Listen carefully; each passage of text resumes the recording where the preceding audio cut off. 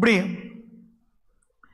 8வது அத்தியாயத்தில் இந்த சரபேஸ்வரனுடைய அவதார வைபவம் சொல்லி 9வது அத்தியாயத்தில் இந்த பவனாசினி தீர்த்தம் எப்படி உண்டாச்சு, இந்த ஆகாச கங்கை இப்படி சரபராலையும் அவரை சாந்தப்படுத்த முடியலன்னு உடனே ஆகாச கங்கையால் அபிஷேகம் பண்ணுறா.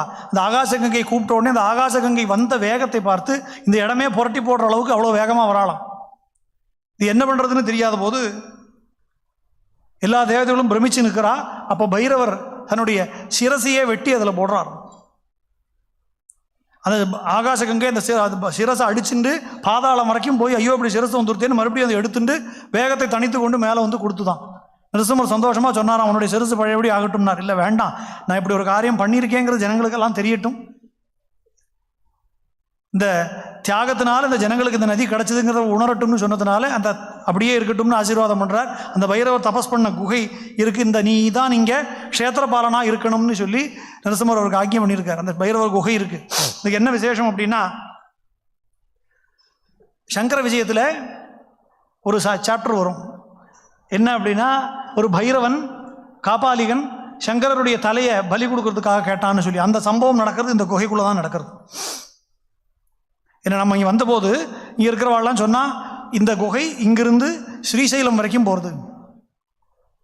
இந்த குகையோட இந்த பக்கம் அகோபிலம், அந்த பக்கம் ஸ்ரீசைலம். இது ரெண்டுக்கும் மத்தியில் தான் இந்த சங்கரர் வந்து காபாலிகன் பலி கொடுக்க பார்க்குறான். பத்மபாதர் இந்த அகோபில வனத்தில் தான் நிருசிம்மரை நோக்கி தபஸ் பண்ணி அவருக்கு நிருசிம்ம தரிசனம் கிடைக்கிறது.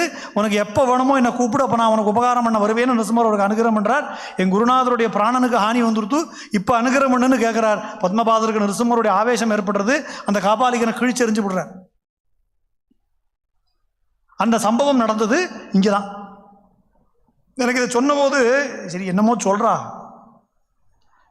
நிறைய சம்பவங்கள் சொல்கிறோம், இது எல்லாமே இங்கே தான் நடந்ததானா, சரி பாக்கி விஷயங்கள்லாம் கூட ஓரளவுக்கு நம்ப முடியாது, இது இங்கே தான் நடந்திருக்குவான்னு அவன் சொல்லும்போது சரின்னு கேட்டனே மனசுக்குள்ள ஒரு உறுத்தல் இருந்துகிட்டே இருந்தது. சரின்னு ஊருக்கு போயிட்டு பாக்கி எல்லா சங்கர விஷயங்களையும் எடுத்து படித்து பார்த்தேன். சங்கர விஜயங்களையும் அகோபிலம் மகாத்மியம் எல்லாத்தையும் எடுத்து படித்து பார்க்குறது எல்லாத்துலேயுமே என்ன போட்டிருக்காங்கன்னா, இந்த அகோபிலத்துக்கும் ஸ்ரீசைலத்துக்கும் மத்தியில் ஒரு குகை இருக்குது, அந்த குகைக்குள்ள சம்பவம் நடந்ததுங்கிறது ஊர்ஜிதப்படுத்துகிறான். அதுக்கப்புறம் நான் நம்ம சகடபுரம் ஆச்சாரியால தரிசனம் பண்ண போயிருந்தேன். சகடபுரம் ஆச்சாரியால் இந்த புஸ்தகத்தை சமர்ப்பணம் பண்ணி இந்த மாதிரி புஸ்தகம் எழுதியிருக்கேன்னு சொன்னபோது ஒரு முதல் கேள்வியை தான் கேட்டார், பைரவ குகையை பார்த்தாளா? அங்கே தான் ஆச்சாரியாளுக்கு வந்து நிருசிம்மர் அனுகிரகம் பண்ணி பத்மபாதர் மூலமாக காபாலிகனை சம்ஹாரம் பண்ணார் அப்படின்னு ஆச்சாரியாலும் சகடபுரம் ஆச்சாரியால் அதை கன்ஃபார்ம் பண்ணார் இந்த விஷயத்தை. அப்படி பல அபூர்வமான கேள்விப்பட்ட புராண சம்பவங்களுக்கெல்லாம் இங்கே இதுக்கு இடமா இது இருக்குது. அந்த பைரவ குகைக்கு பக்கத்திலேயே பைரவ தீர்த்தம் இருக்குது.